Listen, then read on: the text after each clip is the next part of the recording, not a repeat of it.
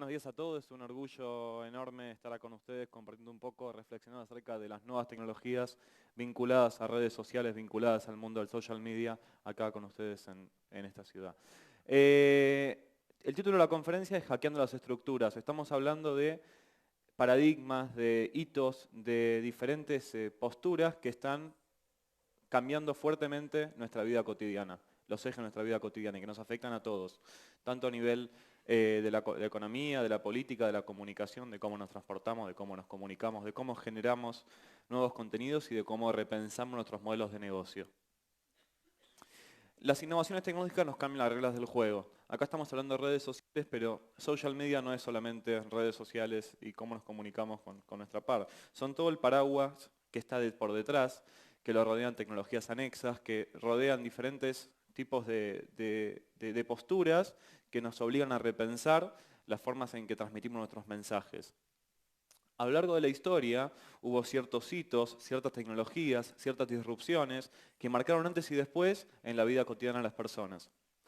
Nuestro cerebro, desde la prehistoria, es el mismo, no mutó nunca. Nuestro cerebro no mutó biológicamente, somos exactamente iguales desde la prehistoria. Sin embargo, gracias por ejemplo a la invención del fuego, aprendimos a cocinar. Sin embargo, los niveles de expectativa de vida se duplicaron o las tasas de mortalidad infantil se redujeron abismalmente. Todo esto gracias a la tecnología. La tecnología es un motor que nos mueve como sociedad muy fuertemente y vamos a tratar de reflexionar un poco cómo esto nos afecta a nosotros como comunicadores, como emprendedores del mundo de los negocios y como partícipes de este mundo tan globalizado y tan interconectado. Hay diferentes teorías de las nuevas tecnologías. Esta, por ejemplo, es un cuadro de la teoría de Gartner de la sobreexpectación, que lo que hacen es dar un pantallazo de las tecnologías que nos rodean hoy en día como sociedad. ¿Por qué esto es relevante para nosotros? Gartner lo que hace es dar un pantallazo global de todas las tecnologías en un periodo de tiempo, desde su disrupción tecnológica hasta su plató de productividad, hasta el momento en que se pueden hacer negocios con este tipo de tecnologías. Entonces, por ejemplo, si miramos, por ejemplo, el Speech-to-Speech Translation, acá está en color azul, que según Gartner le falta de 5 a 10 años para poder desarrollarse con un plató de productividad. ¿Qué significa esta tecnología? Que yo les pueda estar hablando a ustedes en japonés y puedan entender en tiempo real en vivo, entender en castellano. Esto afecta muy fuertemente a estructuras como por ejemplo con la academia, con una carrera como el traductorado público. Nos obliga a repensar las formas en que estudiamos, en que nos comunicamos, en que generamos contenido y en que el receptor, valga la redundancia, recibe este tipo de comunicaciones. Y así con un montón de tecnologías, acá menciona la computación cuántica, HTML5, impresión 3D, gamification, Big Data, crowdsourcing. Un montón de conceptos que vamos a estar viendo a lo largo de la jornada, tanto en presentación como en los otros oradores. En los últimos 6 años de mi vida me dediqué a trabajar con robótica, con la industria de robótica, específicamente con la industria de robótica doméstica. Dentro de los próximos 10 a 15 años, la mitad de la población, exactamente el 45% de la población, va a estar, las tareas que hoy en día son realizadas por el 45% de la población, va a estar reemplazadas por autómatas e inteligencia artificial. Esto nos obliga a repensar la forma en que trabajamos. ¿Y por qué todo esto nos importa a efectos de las redes sociales y el mundo de la comunicación en esta era tan globalizada? Porque nos obliga a repensar las formas en que trabajamos, en que nos comunicamos, en que hacemos negocios y en que nos manejamos con la tecnología. Esto es un poco de estadísticas para hablar un poco del mundo de la robótica. Hoy en día hay en el mundo más de 21 millones de robots, cuando en el año 2000 había apenas 1 millón. Está creciendo a ritmos exponenciales y nos obliga a repensar, por ejemplo, qué pasaría cuando la cantidad total de robots en el mundo supere la cantidad de habitantes. Hoy en día podemos olvidarnos de hacer tareas como limpiar la casa o limpiar la pileta, cortar el pasto. Y hasta allá hay prototipos de robotinas, como la vimos nosotros hace un par de décadas, para poder hacer tareas más complejas. Siguiendo hablando un poco de inteligencia artificial y de cómo nos comunicamos nosotros con los datos y cuáles van a ser estos procesos de interconexión con los datos, Ray Kurzweil, que es el principal exponente del mundo de inteligencia artificial en el mundo, afirma que por la década de 2030 la parte no biológica de nuestra inteligencia va a predominar. ¿Qué significa esto? Que para la década de 2030, como hoy en día podemos acceder a un cúmulo gigante de información en nuestros celulares, en los dispositivos que tienen ustedes en sus bolsillos, vamos a poder acceder a nanobots, a mini robots en el cerebro, interconectados a la nube, para poder acceder a ese cúmulo de información gigante en tiempo real. Me voy a encontrar con Lalo en la calle, es por 2035, y me voy a preguntar, Lalo, che, Joan, ¿viste lo que pasó en Japón? Y yo en cuestión de milisegundos voy a poder estar conectado con un motor de búsqueda para poder brindar esa información directamente conviviendo con mis células biológicas. Esto nos obliga a repensar muy fuertemente las formas en que nos comportamos como seres humanos, las formas en que consumimos contenidos y las formas que tenemos que proyectar nuestros emprendimientos. Corriéndonos un poco de eje, está cambiando muy fuertemente la forma en que consumimos contenidos. Plataformas como el Oculus Rift de realidad virtual que nos permiten vivir experiencias que ya son imposibles de vivir o trasladarnos a entornos que son, por una cuestión de recursos y por una cuestión de restricciones, que son muy difíciles de acceder. Imagínense que tengan un par de lentes mágicos que se los pueden poner y trasladarse al lugar que ustedes deseen. Eso es lo que es capaz la realidad virtual. Es escaparse a un entorno absolutamente paralelo, alterno, plagado de estímulos, y que las diferentes industrias se van a modificar muy fuertemente. La industria de los videojuegos ya tiene inmersión completa con chalecos que cuando a uno le disparan siente descargas eléctricas y está corriendo en un entorno paralelo. O se puede revivir el stat de los Beatles en primera fila, o hasta trasladarse al Maracaná en primera fila y mirar el partido en vivo, plagado de estímulos. Y la realidad virtual está rompiendo barreras de que el cerebro ya no es capaz de distinguir entre si está en un entorno de realidad virtual o está en la realidad, entre comillas, que no vamos a entrar en discusión filosófica qué es la realidad, pero eso es lo que es capaz de esa tecnología. Y estamos obligados nosotros como comunicadores a tenerlo esto en cuenta y a pensar las formas en que nos comunicamos y generamos contenidos. Sabrá la mayoría, Oculus Rift es una empresa basada en Silicon Valley, basada en California, comprada por Facebook, adquirida por Facebook en $2.000 millones hace unos 3-4 meses. Mark Zuckerberg, cuando compró Oculus, mencionó en su Facebook: Oculus tiene la oportunidad de crear la plataforma más social que jamás haya existido.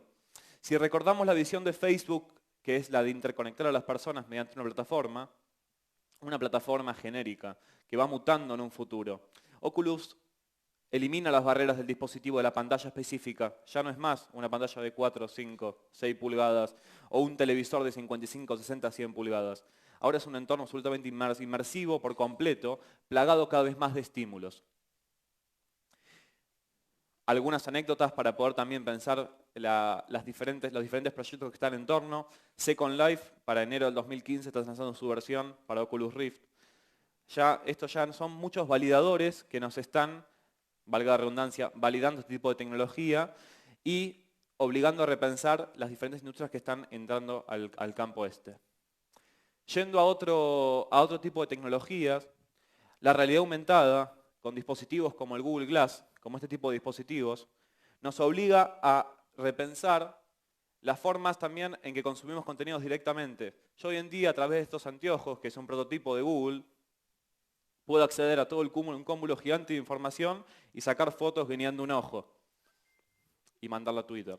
Esto nos obliga a repensar las formas de la privacidad, las éticas en comunicación y las formas en que consumimos contenidos. Ahora con los Glass y el micrófono ya parezco un cyborg, pero bueno, mejor me lo saco. Después, los que quieran probarlo, me avisan.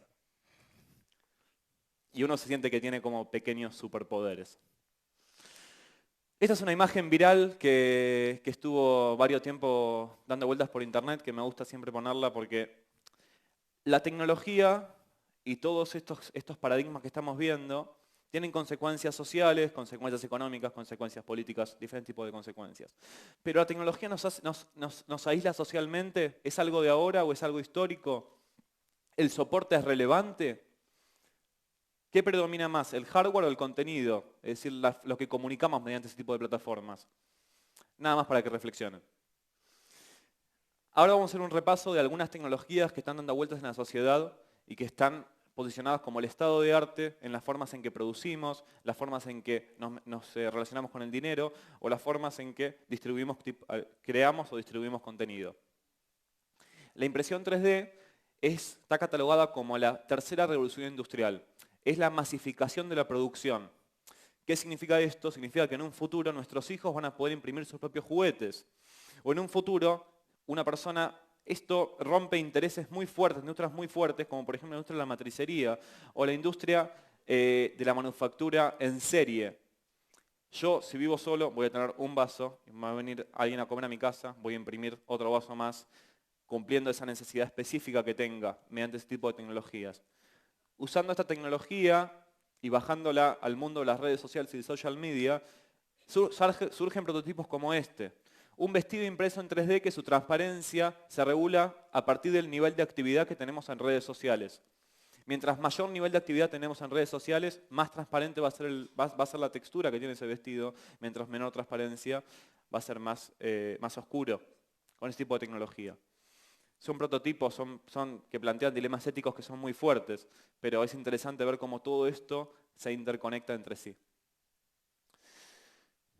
Usando este tipo de tecnología, nosotros desde Buenos Aires, desde la ONG Darwin Research, habrán escuchado, creamos la primera prótesis de una mano impresa en 3D. El caso de Felipe Miranda, de un chico de 3 algarrobos de 11 años, fue mediáticamente muy conocido, más o menos por junio, julio del 2014, hace junio, julio de este año. Acá está Solene entregando el segundo caso, la segunda mano. ¿Qué consecuencia real y por qué estamos viendo esto? Y le voy al caso de la mano particularmente porque hay datos exactos, numéricos, para poder repensar esto. Una prótesis de una mano, hoy en día en Argentina, una prótesis mioeléctrica, sale $40.000. Sale $40.000.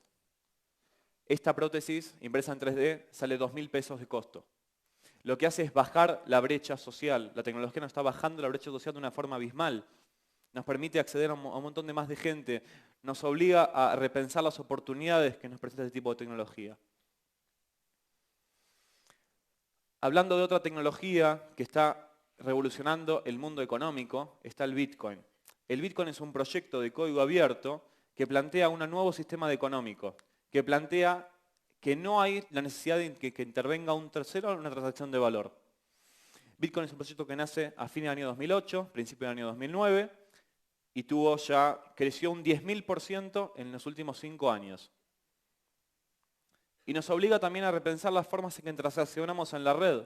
Nos obliga a repensar las formas en que distribuimos contenido, en que descentralizamos el contenido, en que usamos las redes par a par, aprovechando este poder de la red. Y este poder de la red está basado en todas las tecnologías que estamos manejando nosotros. Los cruza tecnologías como plataformas como el Big Data, Internet de las Cosas, que ahora Lalo nos va a contar más sobre esto. Son todos paradigmas que están validando y que son el paraguas de este tipo de tecnología. Bitcoin nos plantea un dilema ético también muy fuerte. Nosotros en las últimas décadas, desde la invención del papel moneda del siglo XVIII, nos basamos en una creencia en God we trust, creemos en Dios para mejorar nuestra economía. Bitcoin no cree en Dios. Las tecnologías están mutando al nivel de creencia a una creencia más matemática, más racional, más basada en el poder de cómputo real, donde no intervienen seres humanos. Y esto también vale para inteligencia artificial, vale para la impresión 3D, vale para todas las tecnologías que estuvimos viendo últimamente. Si hablamos un poquito, también para mencionar, el sistema económico, estuvimos hablando de cambios económicos, de cambios sociales, de cambios de hábitos de consumo. Los cambios políticos también, la tecnología está insertando lentamente también en la política, lo vamos a hablar eso en un ratito, pero hay proyectos ya que incursionan las tecnologías, las redes sociales, la participación, el poder de la red para poder intervenir también en las decisiones que se generan a nivel político, para poder tener un mayor nivel de representación. En la ciudad de Buenos Aires ya hay varios proyectos que están incentivando el uso de tecnologías para poder aumentar este poder de participación. Hablamos de acá de cambios para el mundo emprendedor, hablamos del cambio para el mundo de los consumidores en cuanto a la recepción de contenidos, hablamos de las formas en que manejamos nuestra economía, hablamos del futuro de las formas en que vamos a emprender. Una de las herramientas, y para también la anteúltima para ir cerrando, es el financiamiento colectivo. Hoy en día ya no tenemos que solamente quedarnos con que hay inversiones privadas, créditos, subsidios. El financiamiento colectivo es una herramienta que hoy en día es válida y está permitiendo la creación de modelos de negocios y de emprendimientos que antes eran imposibles, siempre basándonos en este poder global de la red. Ya hay estas plataformas de financiamiento colectivo específicas de nicho. para industrias creativas, para industrias tecnológicas, para industrias de humanidades, de sociales y humanidades. Hay un caso muy particular que pasó en agosto de una ensalada de papas que se financió en 15 días con $50.000 de los creadores de Spotify. Esto era medio una burla, pero era real. El financiamiento fue real, fue por Kickstarter. Y también nos obliga a repensar que hay nicho para todo. Como hay nicho para que está el canal de YouTube de los bloopers de los gatos que se caen y tiene 3 millones de suscriptos, también tenemos casos de financiamiento colectivo de propuestas o de proyectos que hasta nos parecen absurdos.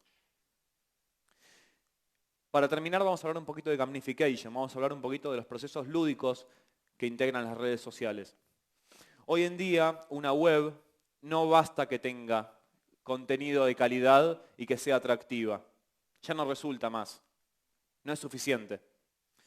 Se integran los contenidos lúdicos, se integra la ludificación, la gamification, para poder lograr objetivos que van más allá del objetivo específico del juego. Se integran juegos para motivar la experiencia lúdica y para hacer objetivos de branding, de engagement, de mejora de productividad, objetivos comerciales, diferentes tipos de objetivos. Es una industria, es un sector que está proyectado mover para 2016 más de 2.500 millones de dólares a nivel mundial. Es un sector que está creciendo muy rápidamente y que lo tenemos que tener en cuenta para los emprendimientos, para los diferentes proyectos que tengamos y específicamente en redes sociales. Cada vez más la gente busca los procesos lúdicos para poder lograr objetivos más allá del objetivo específico del juego, sino para lograr objetivos paralelos. Para finalizar, antes de finalizar, esa es una pequeña reflexión de todo lo que estuvimos hablando recién y lo que también creo que es una de las conclusiones del panel de tendencias. Nosotros tenemos un cambio tecnológico que avanza exponencialmente. Tenemos un cambio tecnológico que avanza a ritmos que son inimaginados. Tenemos una transición histórica que es única en el mundo. Y por detrás tenemos un cambio social, un cambio económico y finalmente un cambio político. Nuestra misión como comunicadores, como partícipes de toda esta ola, es combatir esta brecha y hacerlo lo más chica posible. Porque el cambio tecnológico avanza exponencialmente y nosotros a nivel social, a nivel económico y también a nivel político, tenemos que poder aprovechar esta brecha y poder hacer nuestros modelos de negocios, nuestros proyectos personales, nuestros proyectos de vida en general para poder combatir todo este tipo de brecha. Y les quiero dejar una frase de Isaac Asimov. Isaac Asimov es un autor de ciencia ficción muy reconocido del siglo XX, que en la década del 30, en uno de sus libros, dijo que el aspecto más triste de la sociedad actual es que la ciencia gana en conocimiento más rápidamente que la sociedad en sabiduría. Tenemos que demostrarle a Asimov que podemos dar vuelta esa teoría, dice Asimov. Podemos crecer en cuanto a sabiduría como sociedad. Y tenemos que aprovechar todas estas olas tecnológicas que nos vienen por adelante para poder repensar nuestros niveles de productividad, repensar nuestros emprendimientos, repensar las formas en que comunicamos y sintetizando la forma en que vivimos. Muchas gracias a todos.